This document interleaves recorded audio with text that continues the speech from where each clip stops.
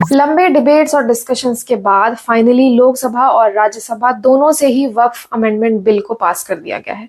तो आओ देखते हैं इस बिल के कुछ इंपॉर्टेंट फीचर्स।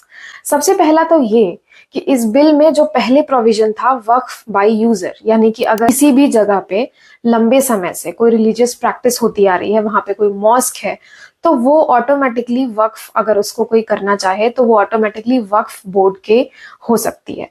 उसके लिए कोई डॉक्यूमेंटेशन जरूरी नहीं था, पर इसको अब बदल दिया गया है। वक्फ बाय यूजर का प्रोविजन हटा दिया गया है। जो वक्फ करेगा उसके पास उस जमीन के, उस प्रॉपर्टी के ओरिजिनल पेपर्स, डॉक्यूमेंटेशन होना चाहिए। दूसरा, अमेंडमेंट बिल 2025 ये मैंडेटरी करता है कि सेंट्रल वक्फ बोर्ड और स्टेट वक्फ बोर्ड में विमेन रिप्रेजेंटेशन हो। पहले ये मैंडेटरी नहीं था, अब इसे मैंडेटरी कर दिया गया है कि 2 महिलाओं का होना दोनों ही जगह जरूरी है। भारत में बहुत सारी गवर्नमेंट प्रॉपर्टी या गवर्नमेंट लैंड अब तक वक्फ बोर्ड की थी, लेकिन इस अमेंडमेंट के बाद ये चेंज लाया गया है कि अब गवर्नमेंट प्रॉपर्टीज वक्फ बोर्ड के अंदर में नहीं रहेंगी।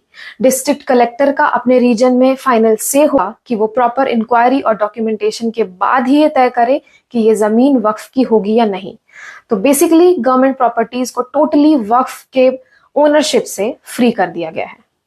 अभी तक वक्फ लैंड की सारे डिस्प्यूट्स वक्फ ट्रिब्यूनल लेता था, जिसके डिसीजंस को कोर्ट में अपील नहीं किया जा सकता था, लेकिन अब ऐसा नहीं है।